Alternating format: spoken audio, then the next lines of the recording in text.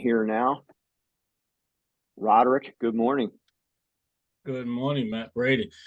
Good morning, Councilman Thomas. Good morning, GPAR members. It's a pleasure to be with you all this morning. Thanks for sharing your coffee with me and with the space this morning. We are grateful for that. Glad to have the rain subsiding, and we'll see what happens with our fluffy Eagles next week.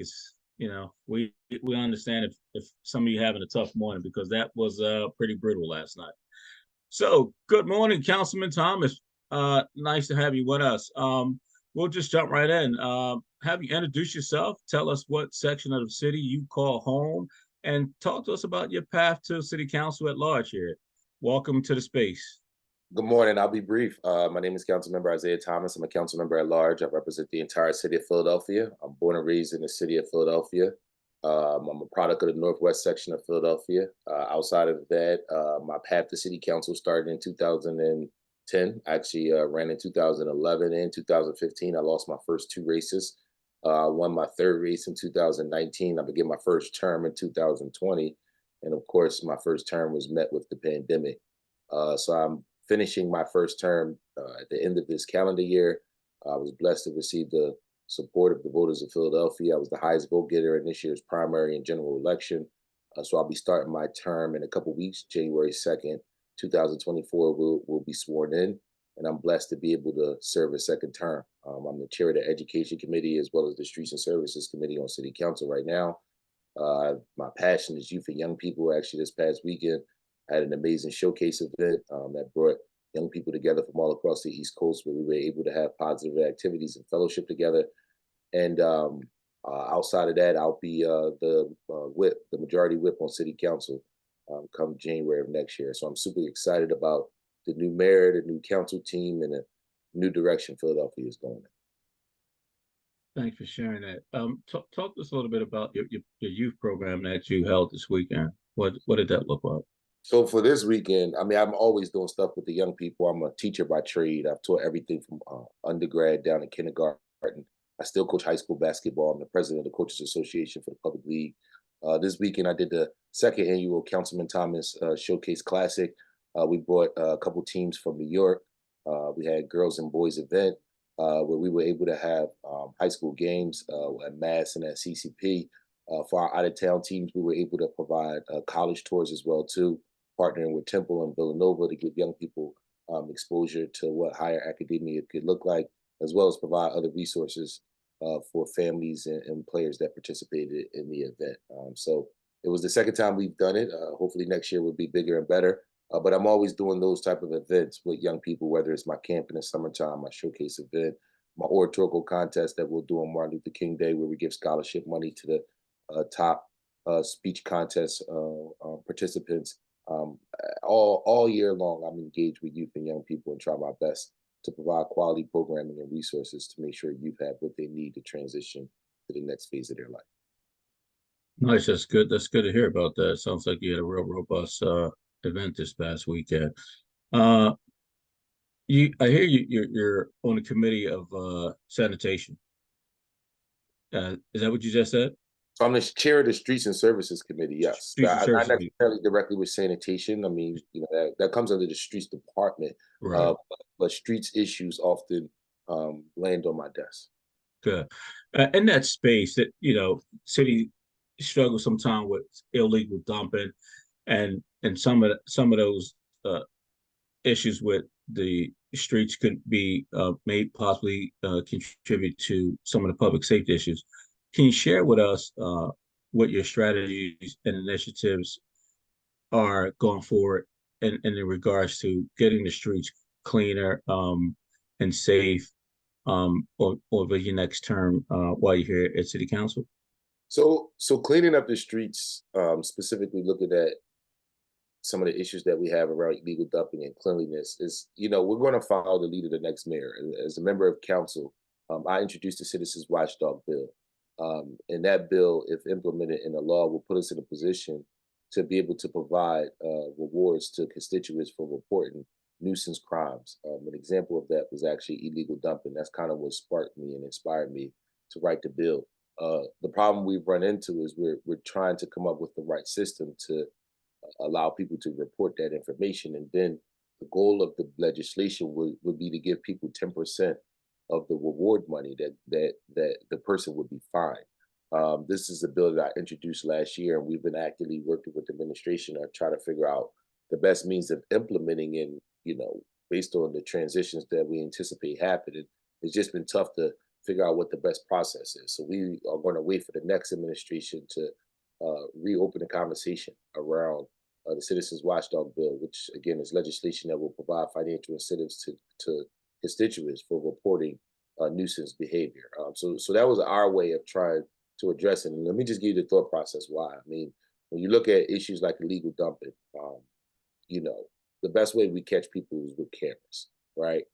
City Council put up tons of dollars to provide cameras on every rec center, in other public places that we knew had high levels of crime. And unfortunately, we haven't seen the best bang for our buck as it relates to those dollars being spent and those cameras being put up in a timely fashion. A lot of that money is still sitting there.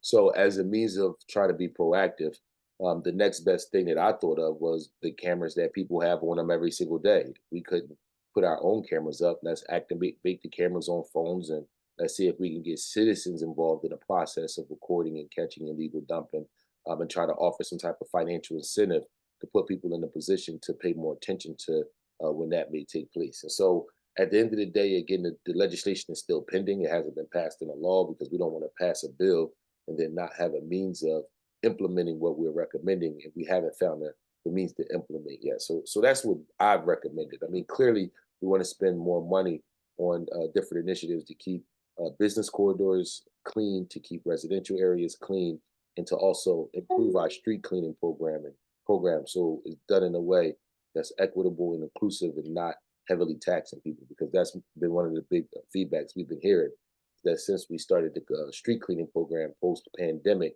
a lot of people are getting tickets and fines and fees, and they're not necessarily happy with that, as I wouldn't be myself. So it's an ongoing process as it relates to the cleanliness. But the good thing is that the incoming mayor has made it a priority to make Philadelphia a cleaner and more greener city. So of course we're going to be following her lead. I haven't had any meetings with the incoming mayor specifically around cleaning based initiatives, but I do look forward to dialogue with her and her team around what we could do about that issue. Well, thanks for sharing that. That's interesting. In regards to, look, public safety is a major issue for the city of Philadelphia right now, and in today's space. And just this weekend, two Philadelphia police officers were shot in the course of business, trying to apprehend a driver. And so, what are your thoughts, and how do you see the city, again, with the new administration coming in, addressing this public safety issue so that we can improve the quality of life just across the city here? Yeah, I think we've taken some steps to address public safety. Homicides are down significantly. We've gotten somewhat a hold on the carjacking issue. I think the retail theft issue is the one that we haven't necessarily figured out, but we've designated dollars to put together new initiatives to bring folks at the table to address some of the issues that we're facing around retail theft. And we also have to kind of to continue to brainstorm and have dialogue around policies and positions that folks have taken as it relates to those specific crimes. Outside of that, I think, the one group of people we haven't gotten it under control with are actually teenagers. And so if it were up to me, I think what I would suggest is that we significantly invest in prevention-based initiatives. I'm born and raised in Philadelphia. I know a couple other folks on this call are. The city we don't offer the resources that we used to with teenagers, right? Like if I'm a teenager, where can I go to essentially put myself in a position to participate in free programming, right? Free dance, free art class, free photography, free athletics. Most things cost money. And when we were younger, a lot of these things would just be taking place right after school, right? Right. Our funding has been cut significantly, and based on some of the issues that we're facing, those programs just don't exist. And so at the end of the day, while crime is dropping for every age group in the city of Philadelphia, those between the ages of 13 and 19, that's just not what we're seeing. And so I'm all for enforcement. I'm all for when someone does something wrong, we need to have consequences. But at the end of the day, we've all been teenagers before. They don't care who the DA is or what your position on retail theft is or any of these high level conversations that we as adults are having. They're living in the moment. And the moment that they're living in tells them that the moment might not last too long. And a lot of the decisions that we're seeing that are being made are reckless. And it's not the majority, it's just a small percentage of the population. So what are we doing to really put ourselves in a position to invest in prevention-based initiatives so our young people have positive things to do, after school and in the summertime? We've done a terrible job of that coming out of the pandemic. If anybody has teenagers, compare what they can do as far as just something like going to a dance or traveling on SEPTA compared to what we used to do when we were teenagers. It's just a totally different climate for them. And at the end of the day, I think that's the demographic we're feeling. And until we get a hold over that demographic, we're going to continue to see issues related to retail theft and other pranks that you often see go viral on social media that just gives the city a black eye. So, I know that's not the popular opinion to take, but I think that's the reality of what's going on in Philadelphia right now. No, I like what I'm hearing in the sense that prevention is definitely key and should be at the forefront of at least starting to determine how we solve that issue. And I spoke in the past about the city providing funding to reopen every rec center here in the city of Philadelphia. I mean, we struggled for staffing for swimming in the summertime, and to your point, in our days, after there were after school programs at the local rec centers, chess, after school homework, basketball, sport, and play, and I think that'll be a real good shot in the arm that will allow diversion and some support for those, parents who work a little overtime or just schedule don't allow them to be home, at 3 o'clock, to have a place for the kids to go and be safe and provided some good, strong, academic programs. But what are your thoughts around that, Councilman? Those recreation centers have been closed for years. It's a funding issue. So how do you see this new administration handling that matter right there?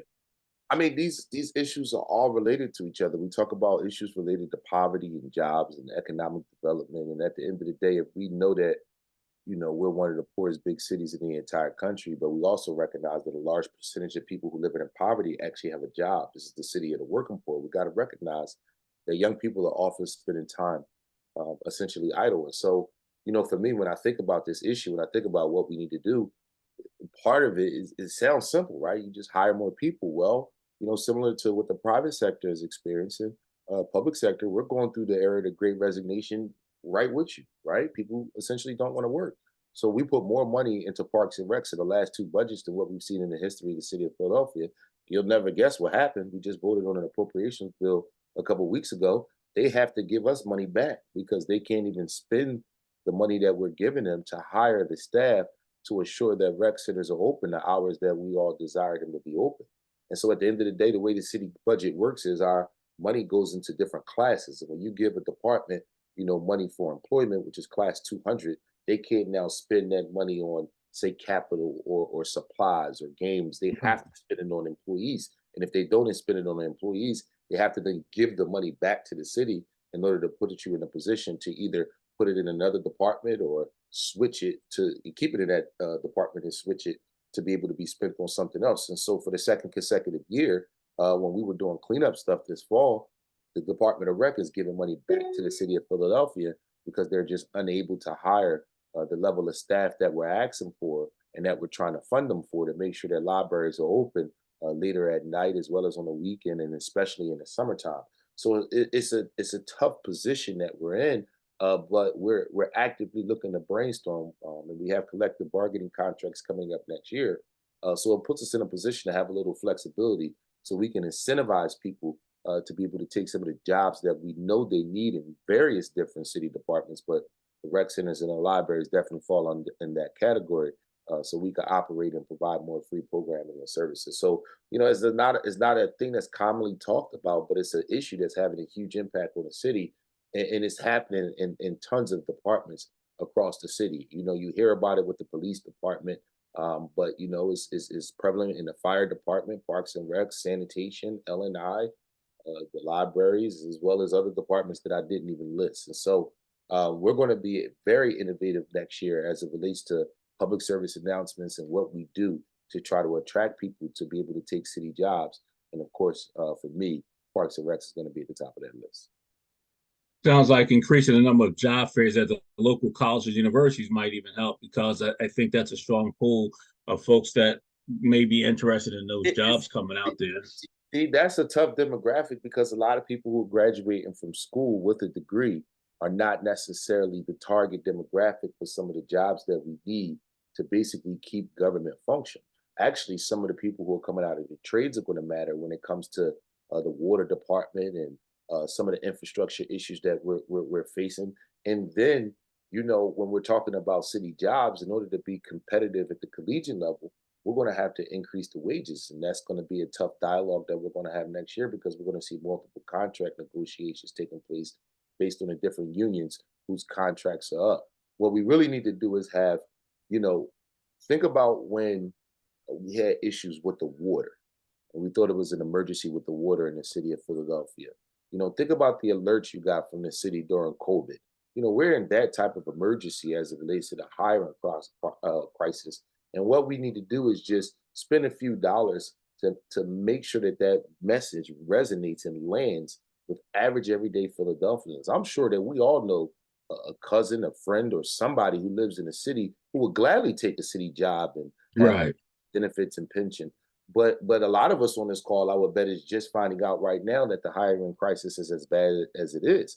And I think that it's a problem that could be solved if the message were to go in the living room of every citizen in the city of Philadelphia, especially those living in poverty. And so, the job fairs don't always attract people.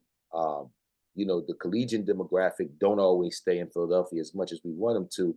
But if we can go after that working poor, that exists already in the city who's already shown that they want to work and get that message to resonate and land in that specific demographic in those living rooms, not only will we move the needle on city jobs, but I think we will also move the needle on poverty as well too. So that's one of the recommendations that we're going to have. We're going to prepare, and I'm sure most council members are going to do it, but my office is definitely going to prepare a white pager for the future mayor once her and her team get sworn in, and we're going to give recommendations in 5 different categories that we feel like we've worked very diligently in to offer suggestions on what we need to do to move the needle forward with the city of Philadelphia.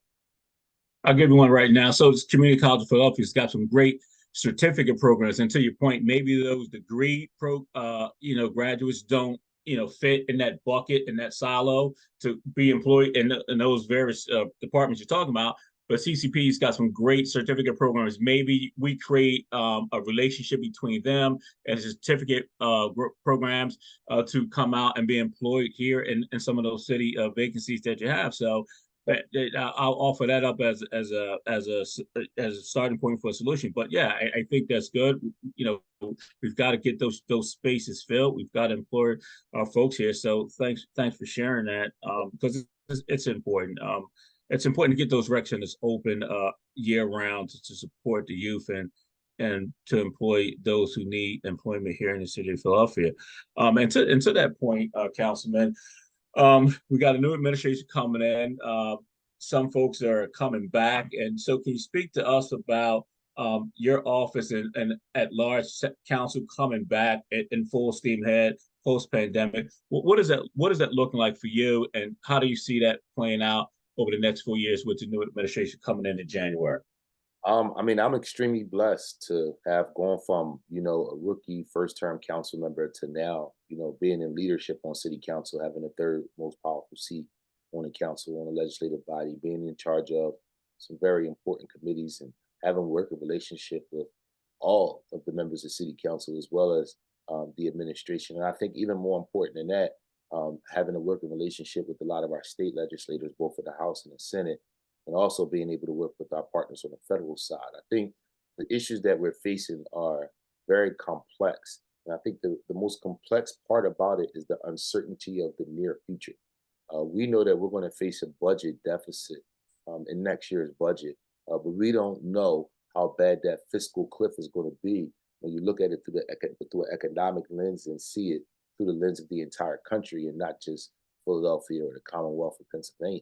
And so at the end of the day, for me in my office, our number one focus is going to be supporting the administration and actively working with other council members to anticipate what do we do to generate revenue for the city in the very near future without increasing taxes for people and for businesses.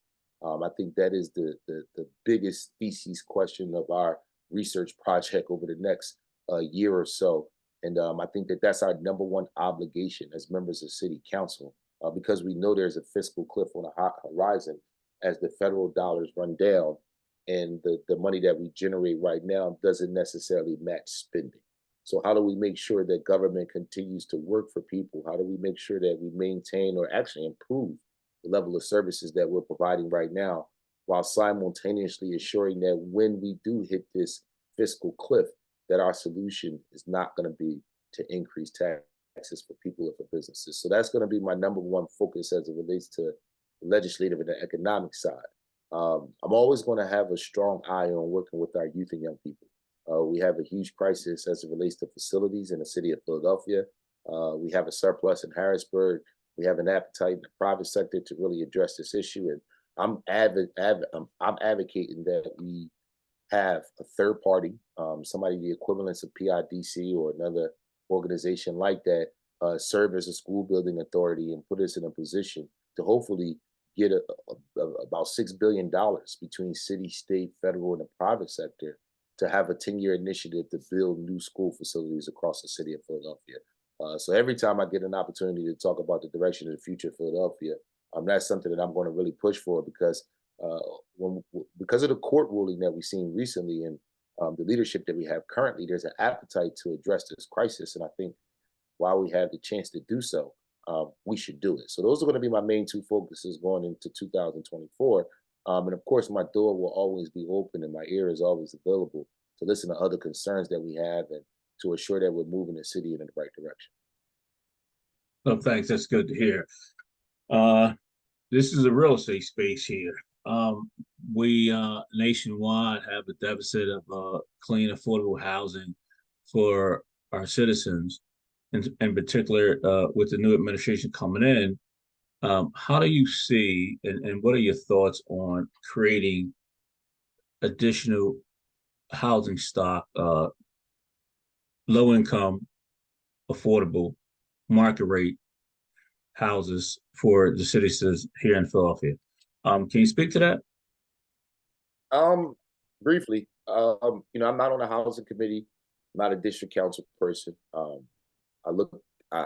do see the importance of development in the city because, from an economic perspective, we need the tax dollars as it relates to real estate. That's really important for us. I don't think a lot of people truly understand the importance of that. And of course, with the housing crisis that we have, we need more availability. I mean, when we look at the pandemic and what took place during the pandemic, Philadelphia lost more revenue than any major city in the entire country besides Detroit. And a big part of the reason why is because we rely so much on taxes that can move, like wage taxes and sales taxes and things of that capacity. Most major cities across the country really rely on our real estate taxes. And when you look at the amount of land that nonprofits own, on top of the protections that we provide for long-term homeowners, it makes it very difficult for us to rely on real estate taxes the way other major municipalities do across the country. And so at the end of the day, one of the ways we can make up for that is with the amount of blight that we see across the city. So I'd much rather collect tax dollars for an affordable house or for new development than have no revenue at all. So I've voted and advocated for a number of different initiatives that push us in a position to develop affordable housing and housing initiatives across the city of Philadelphia. I think the complex part about it, being a council member at large, is it just looks different in different districts across the city of Philadelphia. What's going on in West Philadelphia, especially in the UPenn area, is going to be totally different than what you see in South Philadelphia, which is going to be totally different than what you see in the Kensington, Port Richmond section, which is going to be totally different than what you see in Southwest Philadelphia. So at the end of the day, it's going to look different for different parts of the city. I think council has done a good job of responding to the constituents and voting on zoning initiatives that gets the approval of neighborhood organizations and RCOs. And I think it's going to be an ongoing effort to make sure that we're providing a good balance of adequate, affordable housing while simultaneously allowing people to develop and make money based on the real estate market. Thanks for sharing that, Councilman. Education. I understand you have an education background as an educator. First, our schools here in the city are constantly under siege with health and safety concerns from an asbestos perspective, air conditioning and HVAC issues through the season. And so, what do you do, and how do you advocate for cleaner, safer schools? And if you could share with us three things from your lens that can improve not only the envelope in the school buildings, but the quality of education that we're providing for our kids here in the city of Philadelphia. I mean, I talked about the school building authority. That's the number one thing, right? Like if we were to have a third party, folks don't trust the district, and the district doesn't have the capacity to build, the number of new school buildings that we know we need. When it comes to renovations, we know they can do that. When you're talking about building a new school building from scratch, especially the numbers that we know we need. I mean, the 3 buildings that we've approved so far is being done by PIDC, right? So first and foremost is creating the infrastructure to put us in a position to see multi-billion-dollar investment to build new buildings over the next 10 or so years. That is number one. There's no way you can ask people to walk into school and teach or receive a quality education when their physical health might be in danger. The next thing is looking at how our schools are governed. Right now in the city of Philadelphia, we have an appointed school board, which is a volunteer position. That's just a bad idea, right? In a dream world, I would love to see a hybrid school board where half of it is elected by the constituents, half is appointed by the mayor and city council. I know there's not much of an appetite for that, so I know that that's not realistic. But the least we should do is make the school board positions a full-time job with a salary and benefits. If you're on the school board for the city of Philadelphia, that should be a full-time job. That should be what you do every day. School board members make important votes on things like tax abatements, right? And they also have a huge budget, a multi-billion-dollar budget. The people who are in charge of governing that body, in charge of hiring the superintendent, in charge of overseeing all charter schools, that should not be a voluntary position. And when you do make it a voluntary position, you eliminate a large percentage of the population who can't afford to spend, 25, 30 hours a week volunteering. And to be honest with you, that's on the low end, right? The third thing I would say outside of new buildings and changing how our schools are governed is a vision for the future. If it were up to me, in that vision for the future, we would change the charter school reimbursement.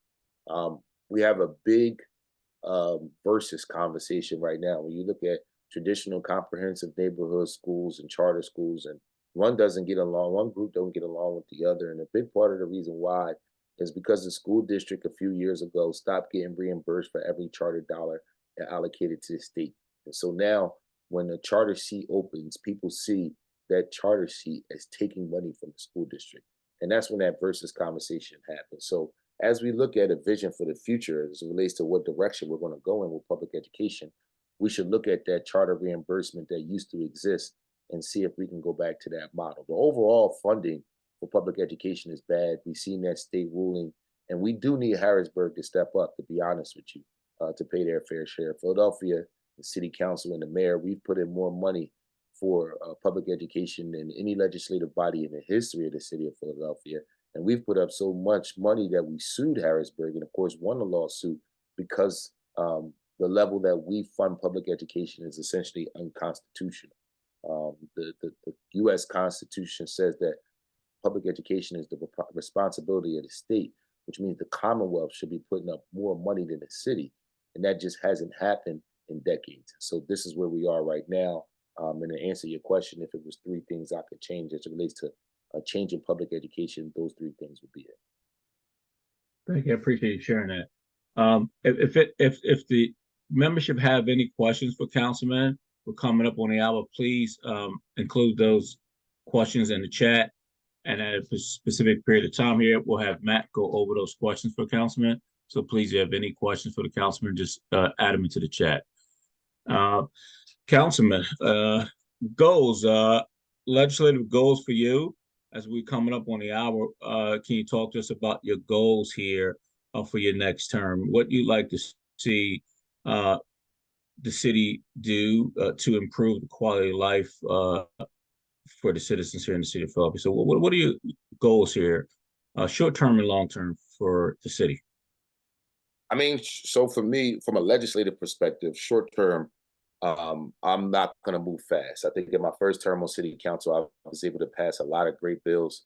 Um, some bills even went national as it relates to other cities replicating my legislation. So I'm very proud of what we've done on the legislative side. Um, my biggest goal is going to be focusing on, again, schools and the economics. We face a fiscal cliff, and I would hate to have to come back on this same call, in 9 months, in a year, and talk about the fact that we have to raise taxes. That to me would be the most heartbreaking thing. I ran and was elected in 2019 on a campaign that talked about no new taxes. Unfortunately, the pandemic hit and we had to go in a different direction. But as we look at the economy right now, both locally and nationally and globally, honestly, and as we think about the fiscal cliff that's on the horizon, if we're active and we're brainstorming and we're innovative and we're doing those things early, that shouldn't be a problem. And so for me, that's going to be my number one focus. I don't think it's fair to come into a new mayor's administration with a whole bunch of bills and a whole bunch of legislation. I think it's appropriate to allow the new mayor to set the tone and determine what direction she wants the city to go in, because Philadelphia elected her to be the first woman to be the 100th mayor. And she deserves every opportunity that the first 99 men got before her. And I think it would be very selfish to come in with a platform that's not aligned with her goals, her vision, and the direction that she want to go in as it relates to the city of Philadelphia. I think our job as legislators is to assure that Philadelphia sees a united government. I think for at least my first 4 years in council, we've been very fragmented. There's been a lot of tension. The ability to work together just hasn't happened the way that Philadelphians need to. And I think that camaraderie and that Hmm. cohesiveness is more important than any particular legislative item. And I think that is what we as elected officials have been meeting about and discussing as a collective. And I'm really happy to be one of the leaders as it relates to elected officials in the city of Philadelphia who are organizing folks and looking to bring people together and to try to have a common agenda and a united front as it relates to what we're doing as a city. So whether we're talking about schools, the economy, public safety, cleaner and greener city, economic development, improving business corridors, the Sixers Stadium, and other hot topics, we're moving as a collective and we're moving as a unit, and we're responding in a way where people feel like their government is finally working for them. So I know all that slop sound good, right? But hopefully we can actualize it and we can move Philadelphia forward in a way that people just haven't seen in recent history. So that's my vision, right? Like it's not really a legislative thing. It's not really an individual agenda. The future mayor says it all the time, one Philly. And we're really trying to embody that. And that's the way that we're really trying to move as government and as elected officials. Councilman, I hear you say, thank you for sharing. I hear you say that some of your legislation was highlighted nationwide. You want to share some of what that was with us here? Sure. My biggest bill was the driving equality bill. And for folks who are not familiar with it, um, I love talking about the legislation, especially with people who don't like it, because I always ask them, well, "What is it that you don't like about the bill?" And they'll tell Right, me something, that has nothing to do with the legislation. right. But the bill basically looks at the issue of driving while black. And what we did was we looked at several motor vehicle code violations that aren't a public safety hazard, and we changed the level of enforcement as it relates to how we enforce those motor vehicle code violations. And I think for me, we've seen other cities across the country replicate the legislation. We've seen a lot of viral videos where far too often black men are pulled over by police, and far too often those traffic stops were started with a minor violation, often cost people the ultimate price. And when we seen it happen in Memphis, after that unfortunate situation just a little while ago, I was really honored to work with a council member down there to have them pass the legislation there amongst other cities across the country. But that was the one that made me the proudest because the people in Memphis felt like that was the right response to begin to address issues specifically dealing with driving while black. And so I'm really proud of the legislation. Everybody likes to blame the fake tags on my bill. And I just think it's hilarious. My cousin is the mayor of Camden. They have the exact same issue that over there. I know council members all across the country, most major cities across the country have the issues. It's because coming out of during the pandemic, you know, a lot of state authorized driving companies allowed you to print them online and gave some flexibility. And if you ever pay attention to the fake tags, you'll see more in this area that say Delaware than anywhere else, just because of how loose they were with the laws during the pandemic. And they're trying to tighten some of that stuff up. And um, you know, I'm really proud of the bill. I really think that it's groundbreaking legislation. Has put us in a position to become more efficient. So when people say the Right. bill hasn't made Philadelphia unsafe, prior to the bill being introduced in the law, when somebody was pulled over and their car was searched, 0.17%, 0.17%, not 1.7, 0.17% of the time, police will find some type of weapon and or contraband. Now that traffic stops have been primarily focused on things that are public safety hazards, like running a red light or turning left when you're not supposed to turn left, or speeding, or driving recklessly in and out of traffic.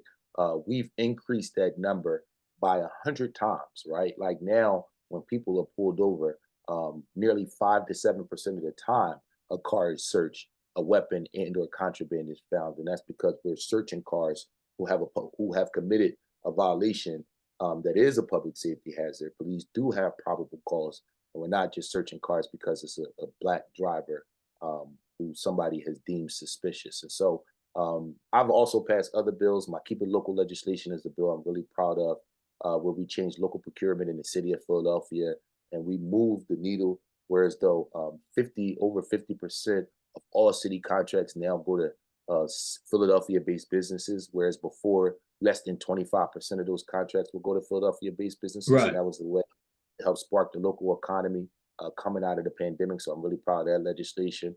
I have a number of healthcare bills that I passed that I'm really proud of. And last but not least, recently in City Council, I passed the first NIL Protection Act, which again is another bill that people are looking to replicate across the country. And if you're familiar with high school and collegiate sports, you can now get paid to participate in athletics. And my bill provides government protection for low income families to ensure that if a young person gets an opportunity to sign an NIL contract, that government provides free financial literacy, free legal services, as well as financial literacy. There's one more component of it. I'm sorry, it's early this morning. But basically, we're wrapping around the entire young person if they live in poverty, and an opportunity comes for an NIL deal to avoid predatory behavior and taking advantage of our children. So I could talk about this stuff all day. I feel like I'm rambling at this point. So I'll stop right there. No, but thank you. I appreciate congratulations on getting those three bills passed. Congratulations on the success on a local and national level for the driving while black bill. The procurement bill, and that's huge for some of the small businesses here in the city of Philadelphia. So congrats on that. The NIL bill, I'm sure some of the local athletes at MOTEP and some of the other prestigious schools here in the city are going to be fond of that, because those things are needed. They should be talked about. They should be highlighted as often as we can. So I want to thank you for sharing that with us and here in the space. But you brought up the new Sixer Stadium here that's been talked about. Well, what are your thoughts, high level? I mean, listen, there's some pros and cons about that opportunity, but I think when you look at it and you drill down, there's some economic benefits that could be created, jobs, things. So if you could share, the 2 or 3 minute perspective Yeah, from your lens on that stadium, I'd like to hear it. I mean, we got to be open to innovative stuff, right? And Philly is not a city that likes to take chances. Um, I do understand the concerns of Chinatown, and that should be a priority in the midst of this process. Um, my vision as the leader on City Council is to set up a number of different initiatives so we can do the proper research so we can make the most educated and informed decision. Um, the economic development side is, of course, needed. No one can argue from an economic lens based on where we are and the direction that the city is going. You know, we have to begin to change how we do business. We have to begin to embrace large development projects, and we have to figure out how to do it in a way where it's inclusive and not intrusive. And so, what I'm going to do is I'm going to set up a number of trips.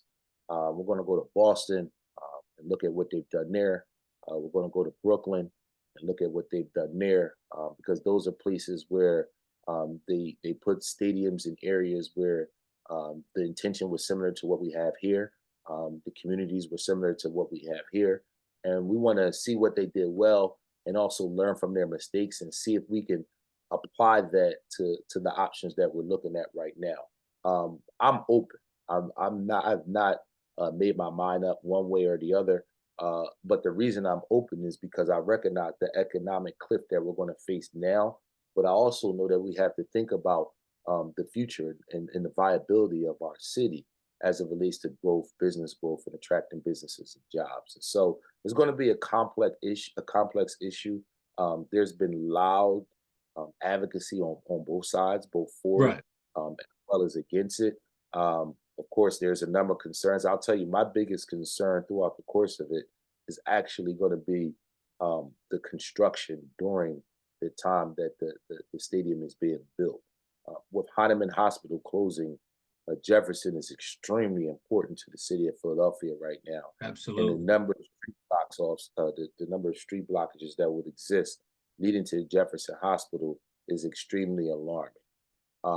And so I don't want to see one life lost because we're building a stadium and the street was blocked off.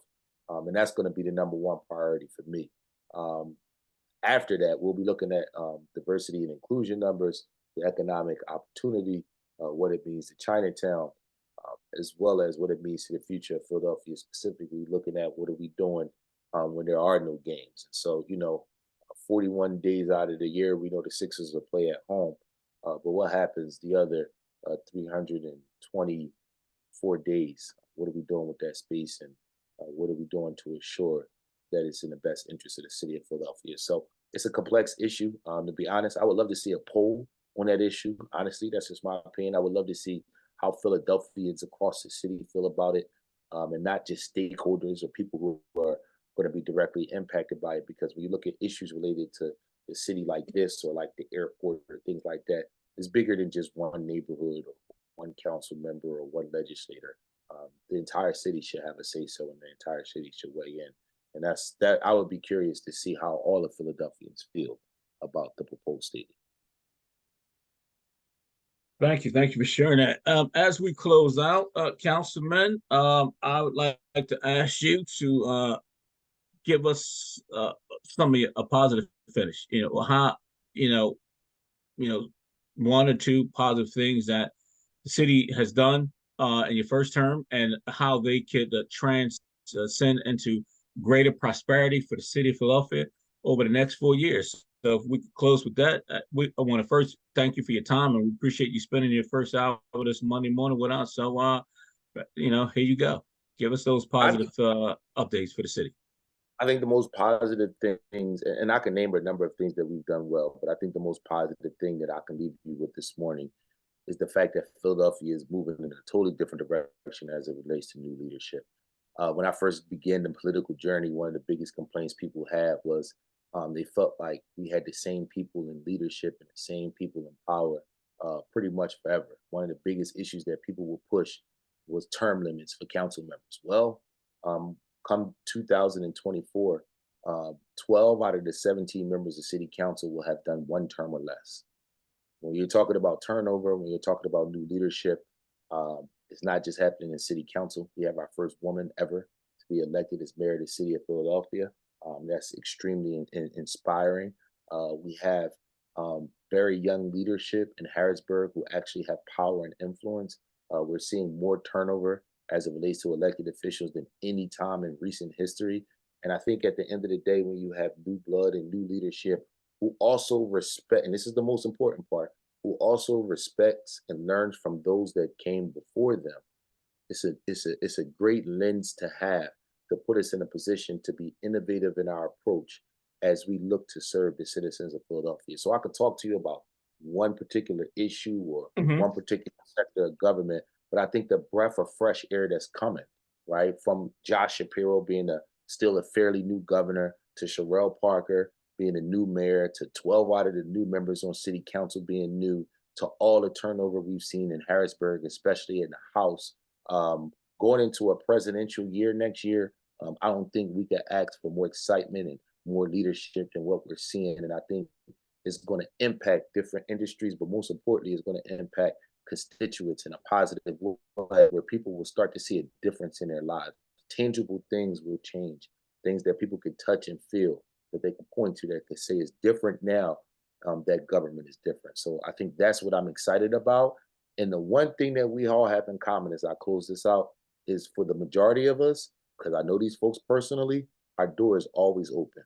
So we might not have the best ideas and we might not have all the solutions, but if you're willing to work with us and we're willing to work with you, some of the best ideas will come from people on this call who's not Councilman Thomas and who don't work in my office. And so my door will always be open. I know most of the elected officials that I'm referencing, their doors will always be open. And we want to see as many public-private partnerships as possible to be as innovative as possible as it relates to the future of Philadelphia. So, Mr. Walker, thank you for having me. I appreciate it. I can't leave without giving a shout out to one of my guys, Carlos, who I went to high school and college with. He keeps me in the loop and keeps me informed as it relates to your industry. And I wouldn't be here and wouldn't be on this call without him. So thank you guys. I appreciate you. And of course, my door is always open. Hey, Councilman, tell Carlos stop turning that ball over half court, okay? Carlos But got to play in my softball fundraiser, man. I do a softball fundraiser every year. He don't never come out and play, so I want to go ahead and throw him under the bus. And okay, we'll put some pressure on him to get out there, not only play but make a donation as well. There you go, Councilman. We want to thank you for he's sharing. good at that. Right, there you go. We want to thank you for spending an hour with us this morning. Thank you. We are a resource for you today and in the future. So please feel free to reach out to the team here if you want support and ideas and all of that good stuff over your next 4 years. So we're here, and so we want to thank you. And then on that note, as we close it out, I'll swing it over to Matt. Matt, you can take us across the finish line. Thanks, Matt. All right. Thank you, Roderick. Thank you, Councilman Thomas. Really glad to have you in for Coffee Talk today. Again, folks, don't forget, at 11 o'clock, we're going to have Dr. Dennis Almina with our wellness workshop. Hope to see you there. And then the other ones that we have on the bill for the rest of the week. So with that, everybody have a great day. Have a great day, Roderick. And see everybody soon. Take care. Bye. You got it. Thanks, Matt. Thanks, everybody.